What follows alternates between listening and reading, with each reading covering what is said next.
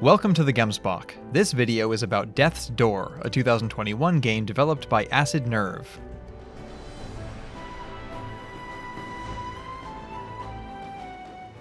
The indie hack-and-slash action-adventure game Death's Door is an experience about which I have a very mixed opinion. And in general, when I have a mixed opinion of a game and the bits I like are cleanly separable from the bits I don't, I like to organize my review of it into a dedicated pro and con list.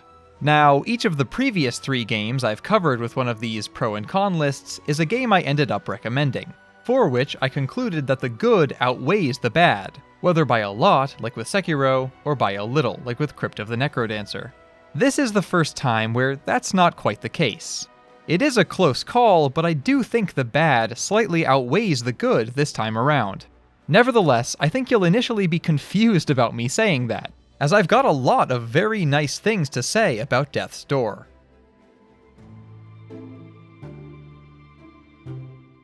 The primary thing most people will notice when first encountering Death's Door is its striking art style. The game sports an attractive combination of soft pastel colors, objects and environments with clean lines and edges, an aggressive depth of field effect blurring areas outside the immediate focus of the camera, and a mostly fixed isometric perspective.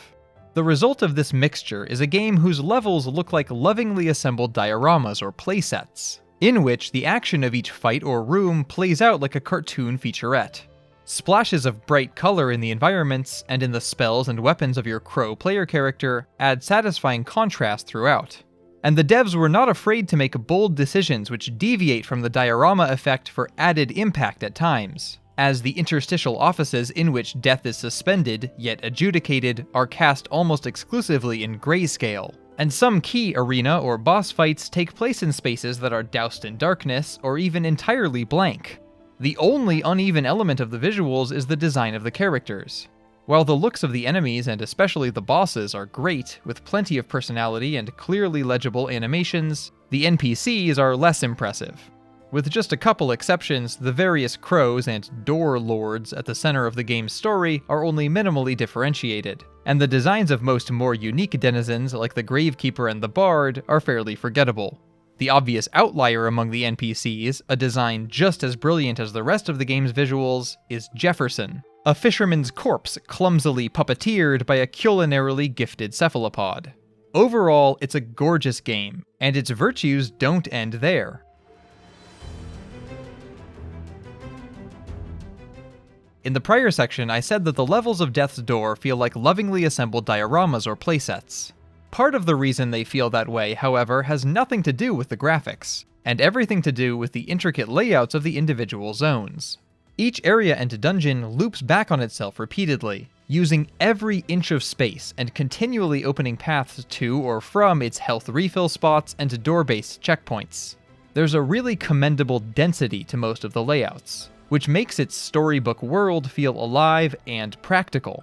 It's maybe a little too obsessive about having you open shortcut paths every couple of minutes, but with how assiduously Acid Nerve has layered their small dungeon maps over themselves, and how stingy they are with granting the player faster methods of ordinary traversal, backtracking would probably be frustrating and messy otherwise. And much to their credit, each of the game's 3 main dungeons have, in general, the vague structure of a Zelda dungeon. That is, partway through each of them, the player character gains an ability which opens up previously closed paths. The actual puzzles leading up to and utilizing those spell abilities will be covered a little later on with a different tone, but that's getting a bit ahead of ourselves. This section is just about the physical structure of the individual regions of the world, and I have very few complaints about that.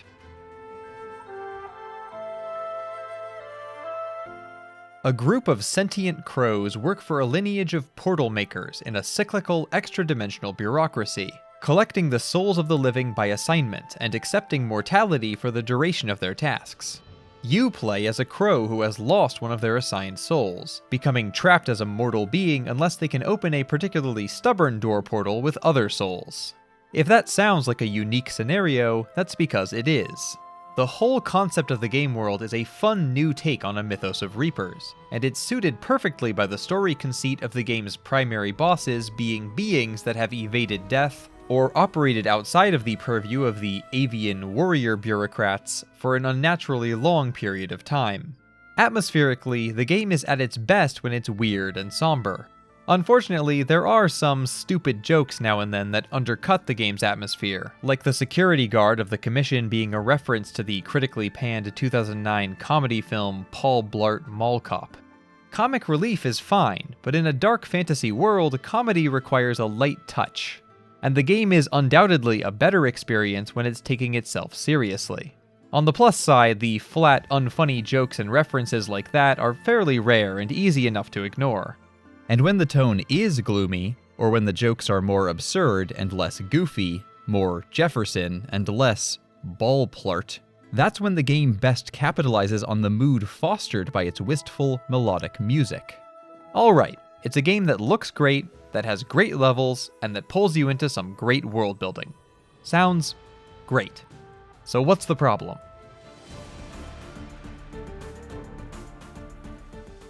I open this section with a question. What do all Metroid games, all Legend of Zelda games, and all Dark Souls games have in common? I'd argue that they are actually all members of a single genre of games. As these franchises have risen to prominence, different groups of people have tried to name this genre after each of them. So, when games release that seem to mechanically resemble Super Metroid or Castlevania Symphony of the Night, folks call them Metroidvanias. When games release that seem to mechanically resemble A Link to the Past or Ocarina of Time, folks call them Zelda clones. And when games release that seem to mechanically resemble Demon's Souls or Dark Souls, folks call them Souls-likes. This genre isn't exclusive, of course. All Metroid games are also platformers, and all Souls games are also RPGs. Obviously, the genre they share is more loosely defined than, say, first-person shooters or platformers, but with a little effort I think it could be described at least as coherently as what people call immersive sims, or what people call roguelites. The defining feature of games in this genre is that they incorporate a mix of exploration, combat, and puzzle solving. Beyond that, they tend to take place in intricate, internally consistent, handcrafted fantasy worlds. They tend to have challenging boss fights. They tend to use immersive environmental storytelling rather than extensive cutscenes or exchanges of dialogue. They tend to gate areas with unique combat scenarios or abilities rather than through nondescript collectibles, currency, quests, or character levels. And they tend to incorporate non-linear progression. I'm not sure what I'd call this genre. Maybe something generic, like action-adventure games, is workable. I'm open to suggestions. But at least for now, I think we can just keep using the phrases Metroidvania, Souls-like, and Zelda clone.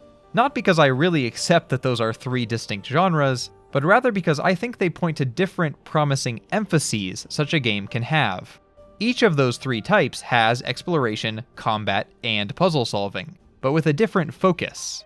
Metroidvanias prioritize the exploration, then the combat, then the puzzle solving. Zelda clones, like every Zelda game apart from the first two and the last two, let puzzle solving take the reins, followed by exploration, and finally combat. And while the earliest Souls games had exploration and combat in almost equal measure, over time the term Souls-like has come to mean those that favor combat, followed by exploration, and with puzzle solving bringing up the rear. Now, obviously, given the timing of this tangent, I believe that Death's Door is an entry in this genre. But which flavor? Metroidvania, Zelda clone, or Souls-like? In other words, in which of the game's three main mechanical attributes does it shine? Exploration, puzzle solving, or combat? Well, that's the problem. I think I'd have to answer D, none of the above.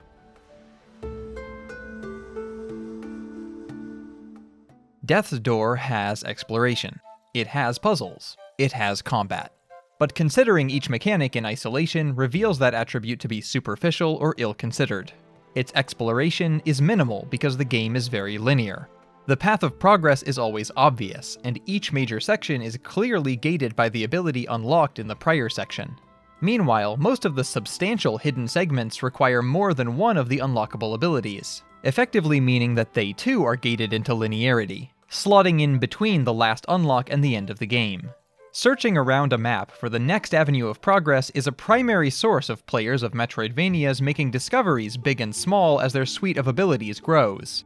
So Death's Door being locked down into such discrete chunks with such obvious signposting means that kind of exploration is absent. It's made into an optional chore that is divorced from progress. The feeling that it's a chore is not helped by the fact that nearly the entire inventory of collectibles is divided between generic upgrade currency and one of a set of 24 shiny objects, roughly 80% of which serve no mechanical purpose whatsoever. And the exploratory aspect of the game is made all the worse by one particularly annoying choice the devs made, which was to lock a significant portion of the solutions to plainly visible puzzles behind beating the final boss of the game. Time spent attempting to access any of the many salient elements gated by Nightfall prior to beating the game is time purely wasted by the player. So what about combat then? Combat is theoretically where its emphasis lies, given that arena fights are plentiful, bosses are dodge and punish challenges rather than puzzle challenges, and most of the abilities and usable items you find are improvements to combat prowess. Well, improvements is a generous word. The 5 available weapons are extremely similar to each other. Even the hammer still just does quick horizontal slashes as its normal attack. And as for the spells, 3 out of 4 are almost functionally interchangeable sources of ranged damage. Anyway, more troublesome than item variety is the fact that, unfortunately, the game's enemies are too low in speed, too numerous in arena fights, and often too high in health. With the exception of a couple of late-game bosses and a mace-wielding mini-boss, all other opponents attack in slow motion when compared to the zippy movement and actions of the protagonist. Yet even relatively weak enemies being hit by late-game spell and weapon damage take several hits to fall, and you're locked into lengthy, repetitive arena fights against waves of such enemies every couple of minutes. As a result, the combat occupies this strange space where, because of its pace, it's likely to be too easy for most experienced players of games. But because of its duration and the inability to heal during it, it's likely to be too difficult for most inexperienced players of games. In other words, players like myself will eventually be bored at the tedium of these slow, overused arena combat encounters, whereas newer and younger players will eventually be frustrated at the inflexibility. And if combat is indeed the focus of the game, then its true ending is a huge letdown, as all of its post-game content builds up to opening a door into what appears to be an arena, where you watch a cutscene and then get kicked out to the main menu. Alright, so exploration is mostly relegated to using unlocks to access little resource caches between dungeons, and overworld combat slowly becomes more of an unlikable repetition than a pleasant challenge. But the same can be said about most Zelda games, so maybe it's best viewed as a Zelda clone then. Sadly, no. The less said about the puzzle solving in Death's Door, the better. It's hardly a puzzle to hit 4 objects to open a door, or to strike an armored boss in its unarmored back, or to throw a bomb at a wall with glowing cracks. And that's really all there is in any of its main dungeons, both before and after gaining each dungeon's unique ability. Put simply, the most basic and least interesting types of puzzles that typically crop up in Zelda are the only puzzles here. There are a couple riddles tucked away to be solved, but the vast majority of the game avoids asking the player to think. None of its mechanics feel like they were a singular priority or focus for the developers. A young kid who finds the puzzles engaging probably can't beat all the bosses. An invested player who goes exploring will find only practically cosmetic weapons, practically useless collectibles, and areas that are simply unreachable until the campaign is over. If that feeling is wrong and there was such a focus during development, hopefully it was the combat, since it dominates most of the game, and it's at least conceivable that there is some small subset of players, with both a lot of patience and only moderate experience in games, for whom it would be satisfactorily balanced. But none of the 3 are great. At the end of the day, this is why I prefer the studio's prior game, Titan Souls. Titan Souls isn't really in this genre we've been discussing, but it does feel like it has a hook, a great mechanical system that serves as its focus. Even though it's a much smaller game with slightly worse world building, somewhat less attractive visuals, and far simpler combat than Death's Door, the hyper-focus of Titan Souls on taking its bare-bones combat and fine-tuning every encounter around it means that it's able to excel at that one task. Now, a couple clarifications. First, Don't mistake me saying that it doesn't succeed as one of these established subgenres, Metroidvania, Souls-like, or Zelda clone, as me saying that it could only succeed by being a good example of one of those. It's really only the underlying, emphasized mechanics of each of those subgenres that matters here. And second, the issue isn't that a game in this style can't possibly succeed while having a balanced mix of all three elements. There does seem to be a minor tension between combat and puzzle solving as the primary method of progress in such a game, but there are some games, like Darksiders and Iconoclasts, that have done a passable job of walking the line. And arguably, some of the more open collectathon games, like the original Jak and Daxter, are examples of successfully balancing these three attributes as well. The issue is rather that none of the three primary attributes we've been discussing are used well here.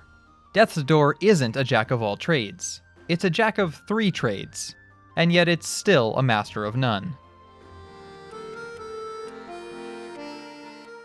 Until I started thinking about it seriously, I couldn't understand why I wasn't having an excellent time in Death's Door. On paper, it seems like a home run for me, a game in one of my favorite genres, whatever you want to call it, with a unique world, well-designed dungeons, and a beautiful aesthetic. And at its best, like during my first glimpses of each new area or during the last few boss encounters, my boredom did abate, and for a few minutes I was really having a good time. But that's the minority of my time with it. There's ultimately just one overarching problem that yields its several cons. Yet that one problem is an important and complex one, that the mechanical design of Death's Door feels unfocused. It's like a Metroidvania designed by committee, or a Souls-like designed by someone whose favorite part of Dark Souls is the set of doors that only open from one side, or a Zelda clone designed by someone whose favorite part of A Link to the Past is the overworld combat. In short, it's an entry in its genre that's lacking in all of the attributes that cause people to love games in its genre. It's odd to see a successful indie game that has this particular mix of incredible aesthetics and lackluster mechanics, as that's usually the mix for AAA releases. Popular indies more frequently have the opposite. It's worth reiterating, though, that I hold a mixed opinion here. I do feel the bad outweighs the good, but only by a thin margin. There are plenty of similarly structured games that I would rate lower, such as Headlander, Dust, and Beat Buddy. Still, I had this growing sense as the game progressed that at no point during development did the team behind it step back and take a moment to ensure that their mechanical decisions made sense and fit together.